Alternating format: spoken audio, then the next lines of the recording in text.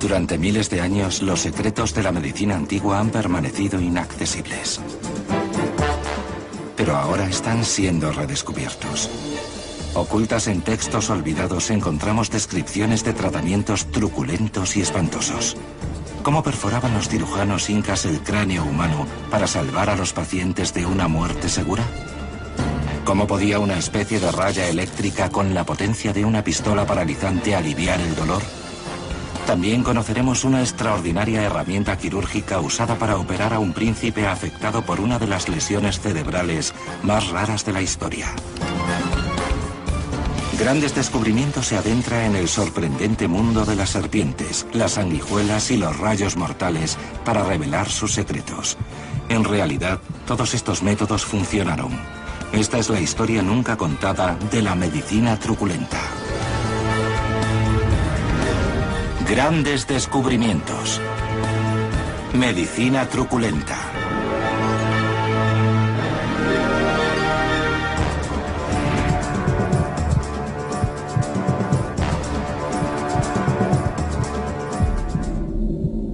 La sangría. Su propio nombre suscita imágenes de sacrificio y crueldad. Comenzó a ser practicada hace más de 3000 años y provocó la muerte por desangramiento de miles de pacientes. Para intentar curar cualquier cosa, desde la fiebre hasta la locura, los médicos extraían hasta 2 litros de sangre. Aunque suene estrafalario, abrirle las venas a alguien y sacarle su líquido vital puede ser beneficioso en algunas circunstancias. El sangrador más famoso de la historia fue un griego de la antigüedad llamado Galeno. Nacido en el año 129 después de Cristo, sus milagrosos poderes curativos le hicieron acreedor de culto divino. Galeno tenía una teoría de la medicina basada en el equilibrio de los humores del cuerpo. Creía que para lograr un equilibrio adecuado entre ellos había que dejar salir la sangre para que así los flujos humorales recuperasen su armonía. Un espeluznante arsenal de herramientas servía para abrir a los pacientes: ganchos, bisturíes, cuchillos y máquinas de cortar. Pero el método más conocido era la sanguijuela. Hoy en día, la mayoría de los pacientes contemplarían con pavor que una sanguijuela se arrastrase por sus manos porque lo consideran un método pasado. Sin embargo, su uso está resurgiendo. Junto al empleo de sanguijuelas, las teorías de Galeno han sido descartadas durante siglos. Pero los últimos hallazgos han llevado a la ciencia médica a reevaluarlas. En un laboratorio de descubrimientos antiguos, el experto en sanguijuelas Carl Peters está investigando el poder succionador de estos anélidos. En este pequeño tubo de ensayo tenemos sangre de oveja y en el fondo hay una membrana de colágeno. Vamos a colocar a la sanguijuela abajo. Esperamos que pueda succionar el contenido del tubo. En algo más de 20 minutos, la sanguijuela absorbe la sangre y multiplica por 4 el peso de su cuerpo. Pero la pregunta es, ¿cómo podemos usar este extraordinario poder succionador para salvar vidas? Para observar el funcionamiento de la antigua técnica de las sanguijuelas, Grandes Descubrimientos cuenta con un conejo de Indias, el antiguo oficial del ejército David Shaw. David está a punto de alimentar a estas minúsculas criaturas carnívoras con su propia sangre durante un periodo de 6 meses. No soy aficionado a las agujas, y en el mejor de los casos una sanguijuela es una pequeña aguja biológica. Tiene alrededor de 300 dientes, así que sí, estoy un poco intranquilo, un poco nervioso.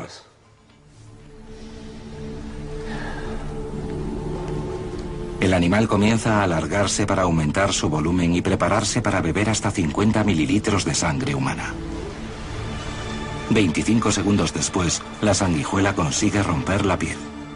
Practica un agujero y después muerde con sus 3 mandíbulas, cada una de las cuales tiene 125 dientes. Normalmente, cuando la superficie de la piel se abre, un coágulo evita que muramos desangrados. Pero las 3 mandíbulas de la sanguijuela que vemos aquí segregan una sustancia única capaz de vencer al mecanismo de coagulación de nuestro cuerpo. Su saliva actúa como un anticoagulante que evita que la sangre se espese. Igual que ahora, el procedimiento antiguo concluía cuando la sanguijuela se desprendía del cuerpo, una vez que había satisfecho sus necesidades con unos 50 mililitros de sangre. Ha sido una gran experiencia. Me sorprendió la cantidad de veces que uno siente un pequeño pinchazo de la sanguijuela. Parece ser que no tiene bastante con un mordisco, así que le gusta hurgar un poco para encontrar el mejor flujo sanguíneo. Puede sentir las contracciones del cuerpo de la sanguijuela mientras absorbe la sangre, pero no notas cómo fluye. Ahora comienza la segunda fase de la prueba. La mayoría de la sangre que Dave ha perdido no fue succionada por la sanguijuela, sino que salió de la herida no cicatrizada debido a la saliva del animal. Una vez que la sanguijuela se ha alimentado, la sustancia anticoagulante descongestiona la zona, de modo que el orificio sangrará durante otras 10 horas. La sangre continuará saliendo de la arteria a través del agujero, y así la zona estará viva el tiempo suficiente para que el miembro sane. Estas extremidades padecen necrosis ósea, que ocurre cuando parte del hueso no recibe sangre. Esta dolencia se observaba en los campos de batalla de la antigua Grecia debido a las heridas de hacha y espada. Cuando los vasos sanguíneos se cortan, las extremidades son privadas de los nutrientes vitales proporcionados por la sangre, y al final el miembro se cae o el paciente muere. La saliva de las sanguijuelas contiene un agente vasodilatador que actúa sobre las venas pequeñas y los vasos capilares. Esto permite a las sanguijuelas atraer sangre hacia la parte del cuerpo dañada y mantenerla viva mientras se cura. Sin embargo, las sanguijuelas no son el único bicho que pululaba por la piel del hombre en el mundo de la medicina truculenta de la antigüedad. El tratamiento más espeluznante era el de las serpientes venenosas. En Grecia se hallan las ruinas de Epidauro, la sede de un misterioso culto a los oficios que se decía poseían poderes curativos mágicos. Fue fundado en el año 300 a.C. por un semidios llamado Asclepio, o Esculiano para los romanos. El culto a Asclepio fue muy importante en la Grecia antigua. La gente acudía de toda Europa para visitar su santuario, recibir su bendición y beneficiarse de sus poderes curativos. El símbolo de la capacidad sanadora de Asclepio era una serpiente. Esto se debe a la fábula de la serpiente que nos trae las hierbas de la vida. El símbolo del báculo con la serpiente enroscada a su alrededor proviene de esta historia. Se creía que las pociones de serpiente de Asclepio poseían el poder de hacer revivir a los muertos. Durante 2300 años fueron rechazadas como míticas. Ahora la ciencia puede proporcionar las claves del funcionamiento del veneno de las serpientes. La Escuela de Medicina Tropical de Liverpool, en Gran Bretaña, guarda más de 200 tipos de las serpientes más venenosas del mundo. El Dr. Rob Harrison es uno de los mejores expertos en los efectos medicinales del veneno de serpiente. Para hacer una poción de serpiente, los antiguos tenían que ordeñar el veneno. Para hacerlo, nosotros usaremos a la víbora cornuda, una de las serpientes más peligrosas del mundo. La extracción de veneno es una operación peligrosa que solo deben realizar los expertos. Es importante que mientras ayudo a Paul a ordeñar la serpiente, no tenga miedo. Tengo que sentirme seguro. Sentirse intranquilo está bien, pero asustarse no. La víbora cornuda es natural del norte de África, y la mitad de su dosis máxima basta para acabar con la vida de un humano adulto. Si una persona sufre una mordedura, puede estar en una situación de peligro de muerte durante los siguientes 20 minutos o media hora. Atención, ¿listo para la extracción? Listo. Cuando el Dr. Harrison y Paul, el manipulador de serpientes, sacan el veneno, no están sino replicando un procedimiento llevado a cabo por los antiguos manipuladores de serpientes. Ya la tengo. Correcto. Cuando la serpiente está atrapada, el manipulador coloca su mandíbula sobre el borde de un vaso de precipitados y aprieta para que el veneno caiga sobre el fondo del recipiente. Las investigaciones actuales apoyan la idea de que el veneno de serpiente podría haber sido beneficioso en algunos casos. Las neurotoxinas pueden usarse para producir medicamentos contra el Alzheimer y la pérdida de memoria, mientras que sus hemotoxinas ayudan a combatir los ataques al corazón y la hipertensión. Todos los años, 125.000 personas perecen como consecuencia de las mordeduras de serpiente. La hipertensión mata a muchas más. Y los inhibidores de proteasas, que son el medicamento más efectivo contra ella, se desarrollaron a partir de las proteínas del veneno de serpiente. De modo que deberíamos contemplar a las serpientes no como enemigos, sino también como aliados potenciales para mejorar nuestra salud. Si es cierto que los antiguos conocían las propiedades medicinales únicas de las serpientes, ¿cómo administraban el veneno? Por sorprendente que parezca, se lo bebían. Beber veneno de serpiente no es mortífero a menos que existan heridas abiertas en el sistema digestivo que permitan al veneno ingresar en el fluido sanguíneo. Las historias de hace 2300 años nos cuentan que los pacientes de Asclepio ingerían veneno de la cabeza de un busto cubierto de serpientes y así se producía su curación. Son pruebas casi increíbles que confirman que quizá los antiguos griegos podrían haber descubierto los mismos poderes terapéuticos de algunos de los últimos medicamentos del siglo XXI. La búsqueda incansable de nuevos tratamientos médicos que se llevaba a cabo en la antigüedad podría haber incluido incluso la transformación de un mortífero paralizador eléctrico submarino en una cura milagrosa, un secreto perdido en el tiempo hasta ahora. Desde el comienzo de la historia, los humanos han tratado de manipular y controlar el dolor por medios como los antiguos aparatos de tortura que infligían un sufrimiento indecible, hasta los ungüentos mágicos que hacían desaparecer el dolor. El intento de librarse del dolor no es nuevo. Estoy seguro de que ni romanos, ni griegos, ni egipcios y seguramente ninguno de los que los precedieron querían padecer dolores. Hoy en día, cuando pensamos en los calmantes, nos imaginamos aspirinas y morfina. Pero en el año 100 después de Cristo, los romanos descubrieron una solución muy diferente para combatir el dolor. Un secreto perdido que se hallaba en un aterrador habitante de las profundidades. El historiador romano Plutarco nos legó una descripción de este terrible calmante, una rara especie de anguila eléctrica conocida como torpedo. Digamos datado que los romanos llevaban a gente con dolores de piernas a la orilla del mar y mantenían allí torpedos y la gente los pisaba para aliviar los dolores que tenían en las piernas. De hecho, al principio el dolor era muy fuerte, pero después, poco a poco, el paciente iba mejorando. Los relatos romanos narran que los torpedos se usaban para curar cualquier tipo de dolor, desde el estomacal hasta el provocado por la sífilis. Pero además de estas sencillas descripciones antiguas, no sabemos si este tratamiento era eficaz en realidad. ¿Cómo cura el dolor la sacudida de un animal peligroso? En el Acuario Finisterre de La Coruña se están llevando a cabo las primeras investigaciones científicas sobre los torpedos. Fernanda Miguélez es una oceanógrafa que durante mucho tiempo se ha sentido fascinada por este pez, cuya corriente eléctrica mortal podría tener poderes curativos. Es un pez que no es muy conocido porque vive principalmente en fondos arenosos y fangosos y se encuentra principalmente escondido en el fondo. Los peces torpedo utilizan sus descargas principalmente para defenderse o también para atacar a sus presas. Es decir, cuando quieren comer, entonces producen descargas que atontan a los posibles peces que haya a su alrededor. Para dilucidar los misterios del torpedo, primero debemos medir la descarga eléctrica del pez usando las últimas técnicas científicas. Para ello, el equipo de Miguélez debe trasladar a los torpedos hasta el laboratorio del centro.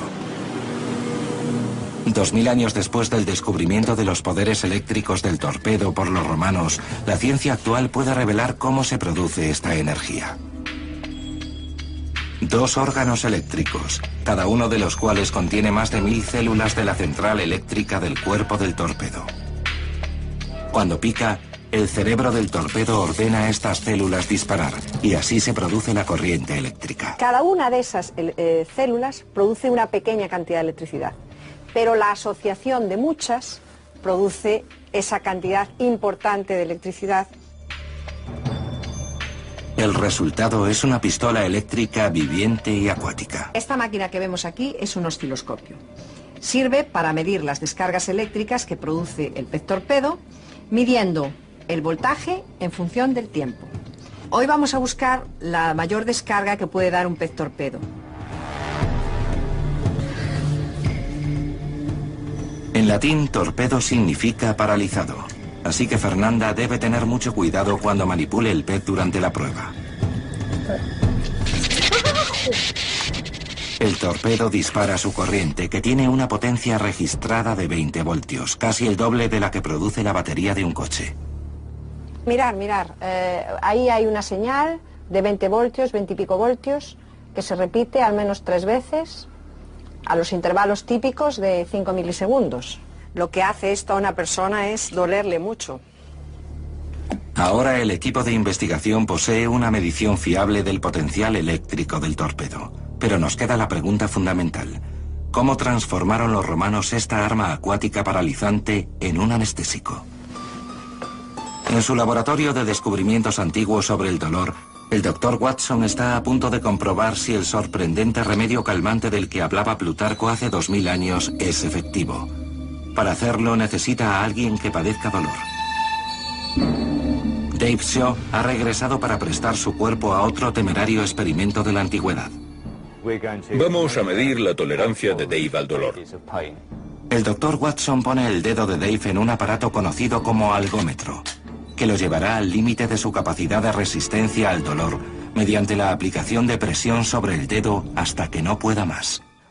Voy a colocar tu dedo aquí y después lo apretaré y presionaré hasta que me digas que pare. Y va a doler, así que déjame tu dedo. Como te dije, lo presionaré apretando más y más. Mientras el Dr. Watson aumenta la presión sobre el dedo de Dave, los neurotransmisores del paciente se disparan a una velocidad de 100 metros por segundo para transmitir al cerebro mensajes de dolor. A este ritmo, el cerebro experimenta unas señales equivalentes a una quemadura de 2º grado. Así, continúa así. Sigue así. ¿Paro ya? No. Es suficiente, así basta, suficiente. Bien, Dave, el resultado es 827, que no está nada mal. Desde luego por encima de la media. Y dado tu historial y tu exposición a dolores en el pasado, esperaba que estuvieras por encima de lo normal. La lectura de la prueba de Dave revela que es capaz de aguantar 827 kilopascales de presión, equivalente a tener un cuerpo de 310 kilos sobre un dedo. Es una especie de dolor arrollador del que no puedes escapar. En absoluto me gustaría sufrir un dolor así de forma continua las 24 horas del día. Si fuera así, estaría buscando algo, lo que fuese, para calmarlo. Especialmente si fuese tan intenso como el que yo he sentido. Ahora la forma en que pensamos que el torpedo funcionaba es la siguiente. El animal producía la energía suficiente para dormir el dolor, neutralizando los impulsos que envían mensajes al cerebro. Para comprobarlo, el Dr. Watson administra a un paciente los mismos voltios producidos por el torpedo. Usaremos un estimulador eléctrico que produce un tipo peculiar de corriente. Es simplemente una versión actual de lo que los romanos hacían con el torpedo. Muy bien, Dave. Lo que hemos hecho es poner un par de grandes electrodos aquí. Voy a encender esto muy despacio. La corriente eléctrica es casi idéntica a los 20 voltios del torpedo. Si los relatos antiguos están en lo cierto, Dave debería ser capaz de elevar su resistencia al dolor de 827 kilopascales, el valor registrado anteriormente. Funciona así. En la espina dorsal tenemos un dispositivo que controla la cantidad de dolor que sentimos. Lo único que hacemos es usar electricidad para quemar el nervio. Al estimularlo, lo que hacemos es bloquear el dispositivo, de modo que reduciremos la capacidad del cuerpo para transmitir dolor de la mano al cerebro. Si el dolor de la mano no llega al cerebro, no lo sentirá, y por tanto, habrá menos dolor. Ahora el Dr. Watson debe probar si la teoría de la electroterapia funciona en realidad. Tras 15 minutos de estimulación eléctrica a 20 voltios, el doctor activa su dolorómetro por segunda vez.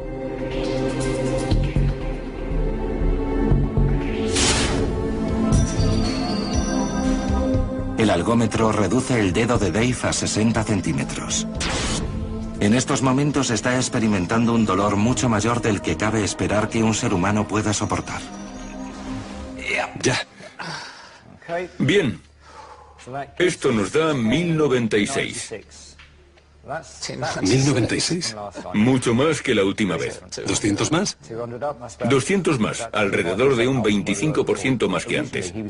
Al principio aguantó hasta 827 y entonces me dijo que parase. Pero esta vez aguantó hasta 1096. Así que ahora es menos sensible al dolor. Ahora Dave puede soportar la presión equivalente a un camión de 2 toneladas pasando por encima del dedo. 2000 años después de los primeros relatos de Plutarco, este experimento pionero ha demostrado que las historias de los antiguos romanos estaban basadas en hechos reales. Estoy bastante seguro de que no entendían las astas dorsales y tampoco creo que entendiesen el mecanismo de estimulación de los nervios a fin de calmar el dolor. Pero sí sabían que la electricidad generada por el pez torpedo producía una sensación que calmaba los dolores. Miles de años después, nuestras máquinas modernas son la forma contemporánea de realizar la terapia del pez torpedo. Incluso los romanos se estremecerían al pensar en algunos tratamientos en el misterioso mundo de los incas, donde literalmente los médicos les abrían la cabeza a sus pacientes.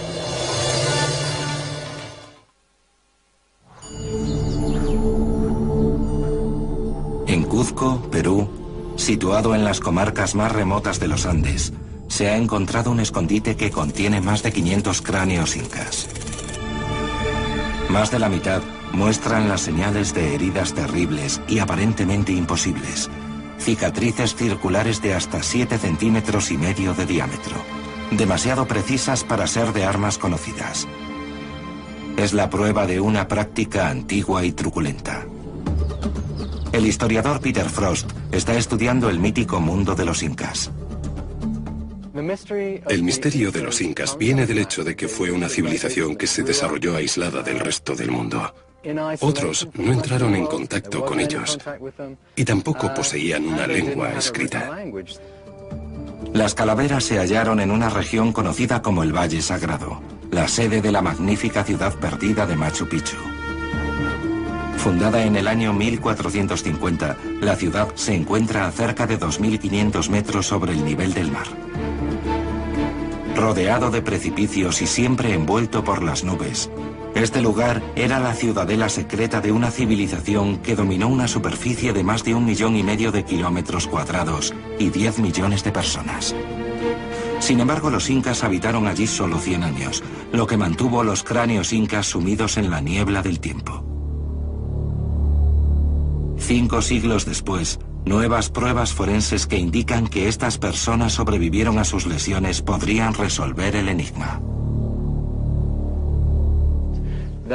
Hay muchos ejemplos de cráneos desenterrados que muestran que los huesos comenzaron a crecer de nuevo alrededor de la herida. Los instrumentos de guerra incas eran armas como la porra y la maza, que causan heridas traumáticas severas tales como fracturas de cráneo. Lo que ocurre con una lesión o fractura de cráneo, una compresión, es que empuja los huesos hacia el cerebro. Como el cráneo es una caja, hay que elevarlos o retirarlos, pero si la caja está cerrada y se produce una hemorragia en el interior del cerebro, la presión aumenta y al final el cerebro muere. Los cirujanos incas desarrollaron una solución asombrosa para esta herida aparentemente fatal. Crearon una técnica extraordinariamente sofisticada, la trepanación. La trepanación consiste en retirar una parte del cráneo para liberar la presión o descomprimir una fractura. Analizando los cráneos para ver si hay signos de curación, podemos calcular cuánto tiempo vivieron los pacientes incas tras la operación. Resulta sorprendente que en el 80% de los casos observados, los incas sobrevivieran a este tipo de cirugía craneal. Pero, ¿cuánto tiempo? En el Laboratorio de Descubrimientos Antiguos, el cirujano jefe Mike Edwards está retrocediendo 600 años en la historia. Lleva a cabo una trepanación usando instrumentos incas sobre la cabeza de una oveja muerta comprada en una carnicería.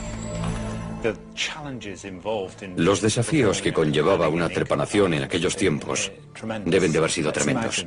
Imaginemos que estoy en la ladera de alguna colina peruana con la cabeza de un tipo entre mis rodillas.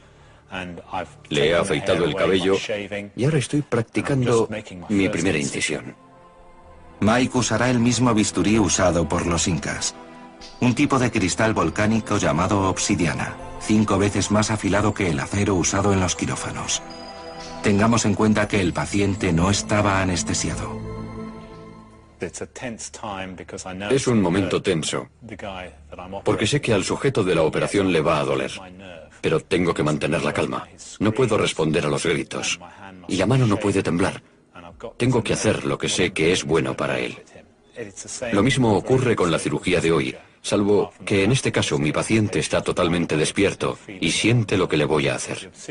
La cuchilla de obsidiana atraviesa el cráneo en un movimiento suave. Es un instrumento increíblemente afilado.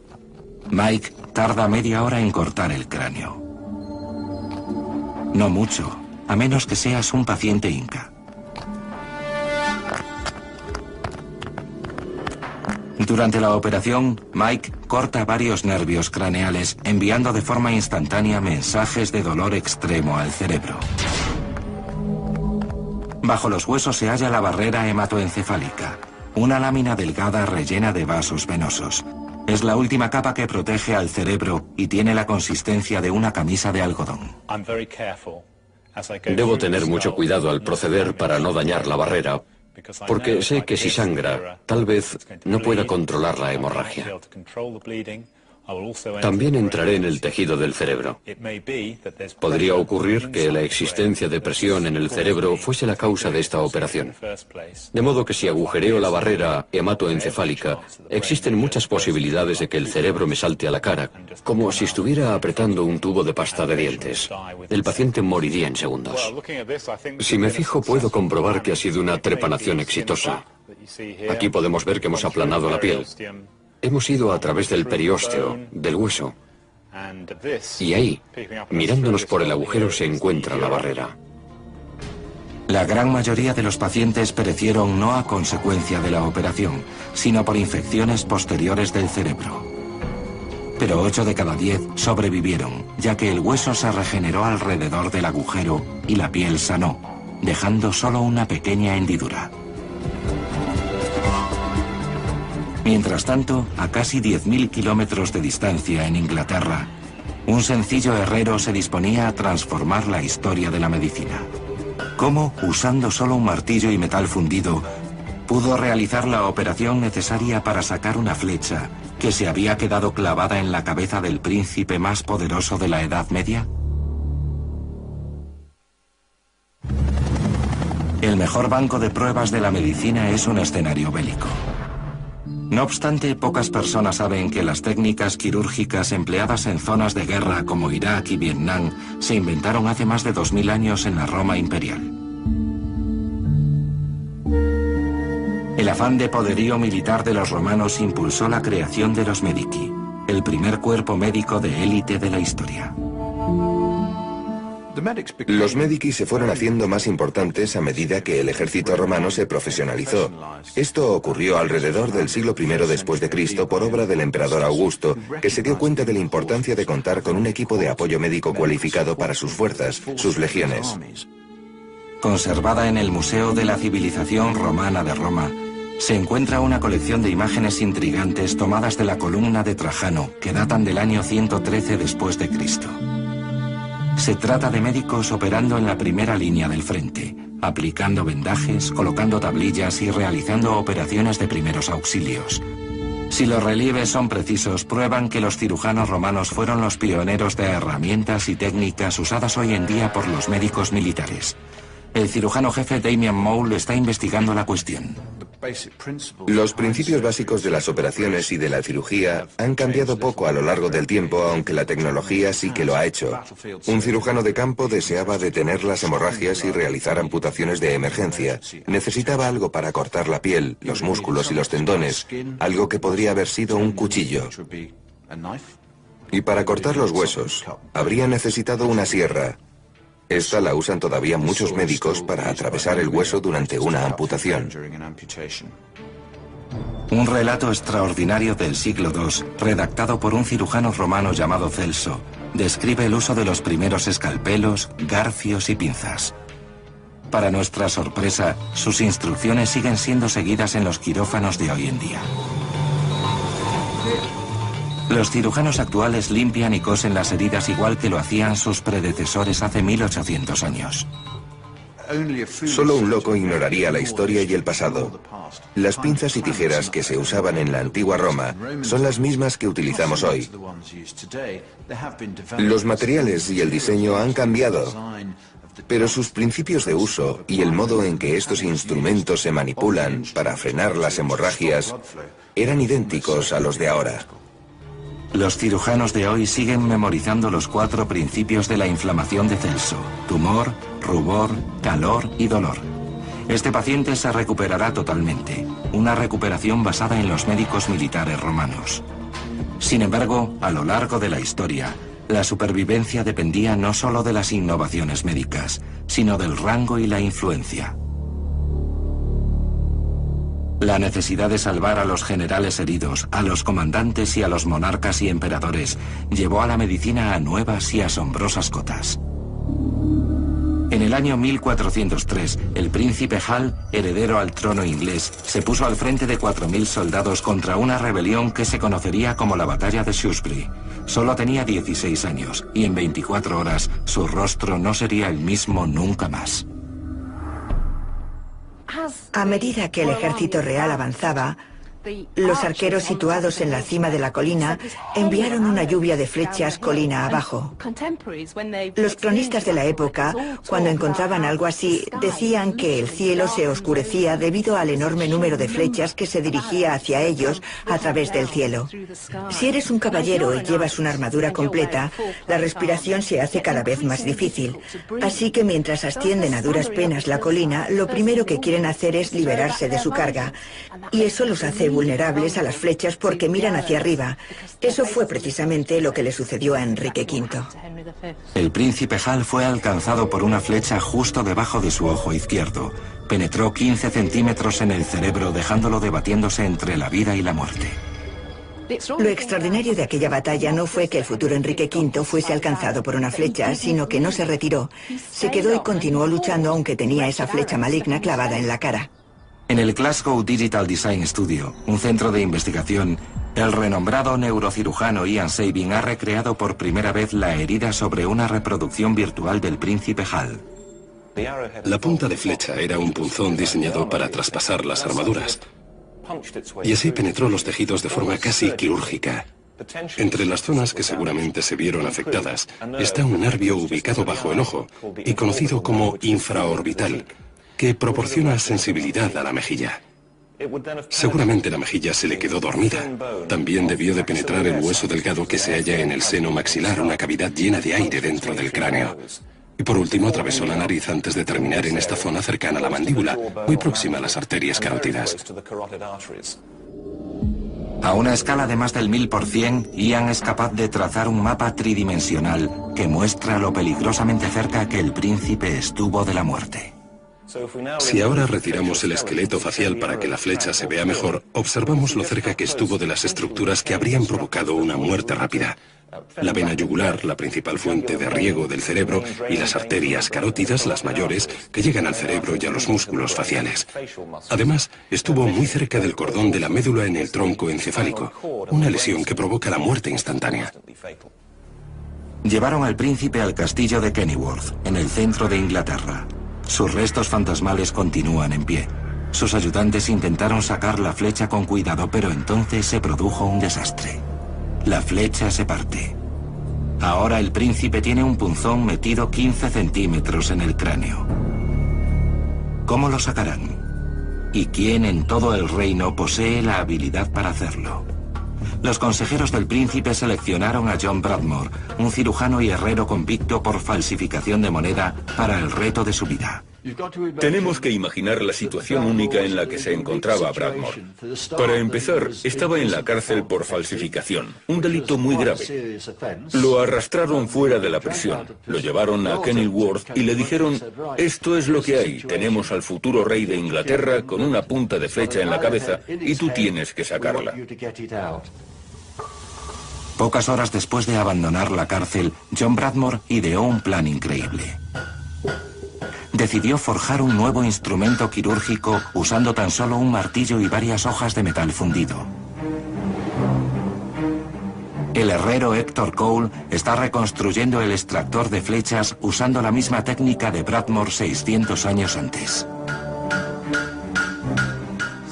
Lo que John Bradmore debería haber hecho en primer lugar es forjar una vara de metal para el cuerpo principal del extractor.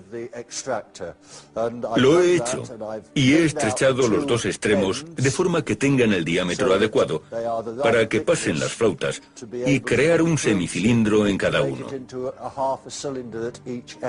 Cuando se juntan, forman un tubo que puede entrar en la herida al fondo de la cual se encuentra la punta de flecha que hirió la cabeza de Enrique V. Mientras John Bradmore trabajaba, hora a hora la infección y la fiebre empujaban al príncipe más cerca de la muerte. El tiempo era vital y no tenía mucho para fabricar el aparato. Tendría un día y medio como máximo para figurarse cómo hacerlo y después ponerse a fabricarlo. Estaba bajo una presión tremenda. El astil de la flecha se había quebrado en el interior del cráneo del príncipe. Por suerte la punta estaba hueca, un detalle que luego sería crucial. Este extractor tenía que entrar por la herida, llegar a la base de la punta, y lo que es la parte más sagaz del invento, ensancharse dentro para no causar ningún daño al futuro rey de Inglaterra. Se inserta con firmeza en la punta de flecha, y después, con un pequeño giro, sale. 6 siglos después de que John Bradmore forjase su instrumento, el equipo de grandes descubrimientos lo pone a prueba.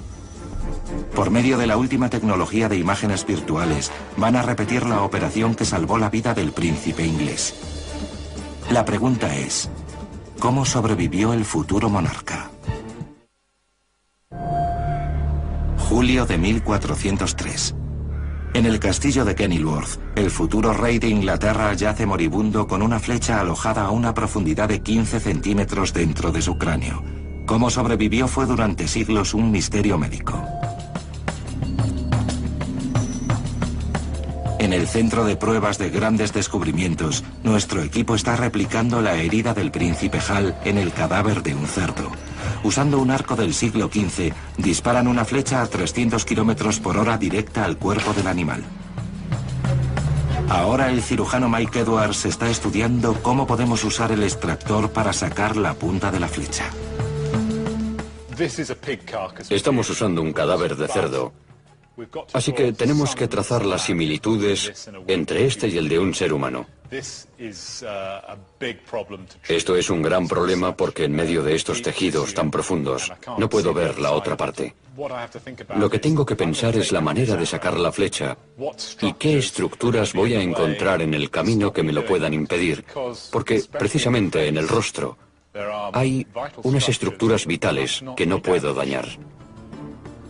El reto de Mike es aún más difícil, porque sabemos que durante la cirugía el astil se rompió, dejando la punta de flecha dentro de la herida de 15 centímetros.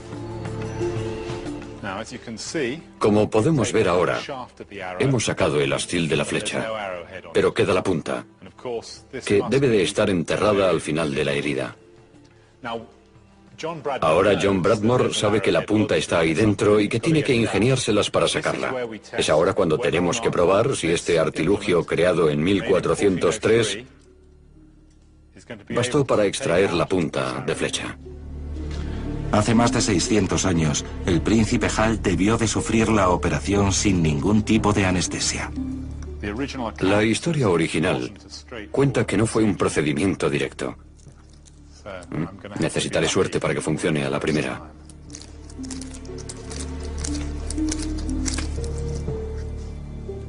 Y no ha sido así.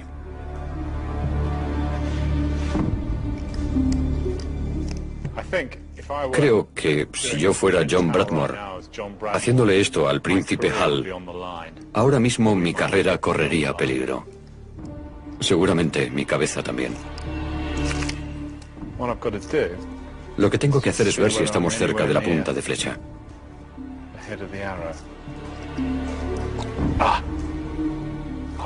Creo que ha enganchado algo. La pregunta es,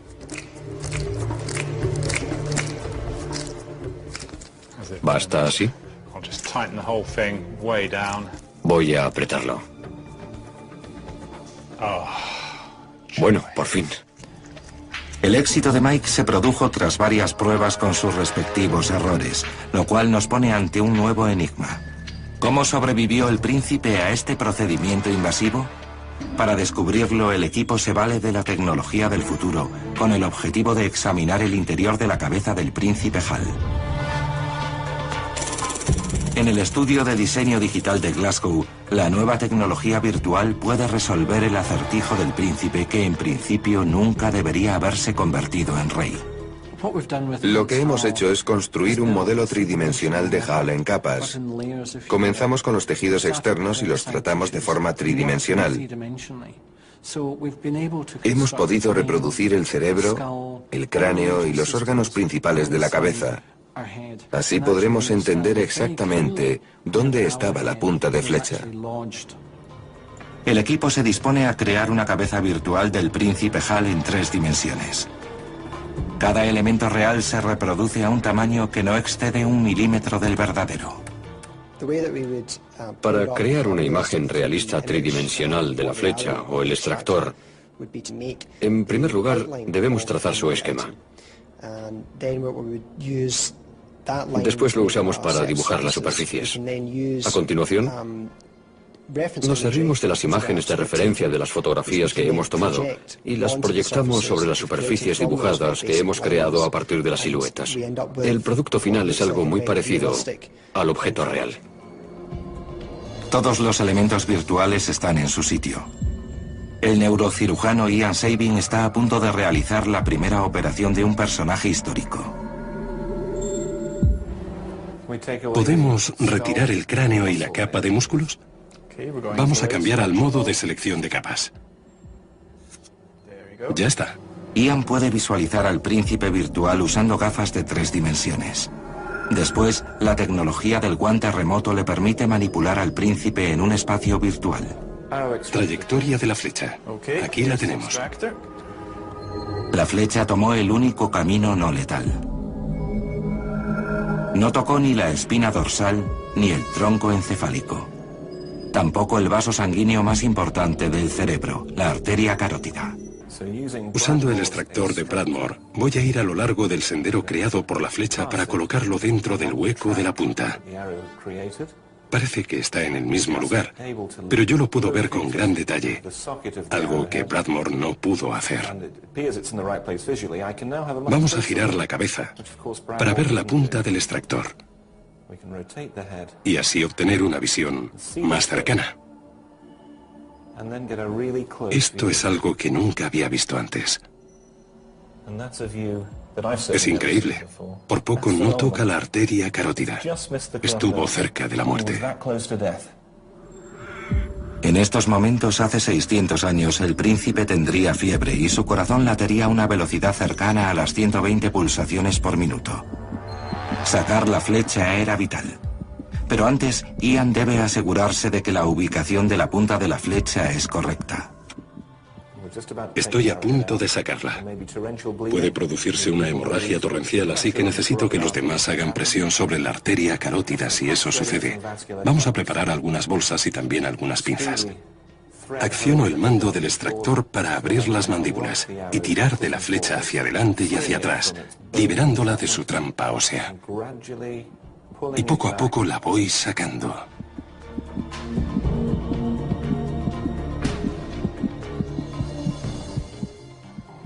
Y ahí sale. La operación virtual ha sido un éxito. El príncipe ha sobrevivido.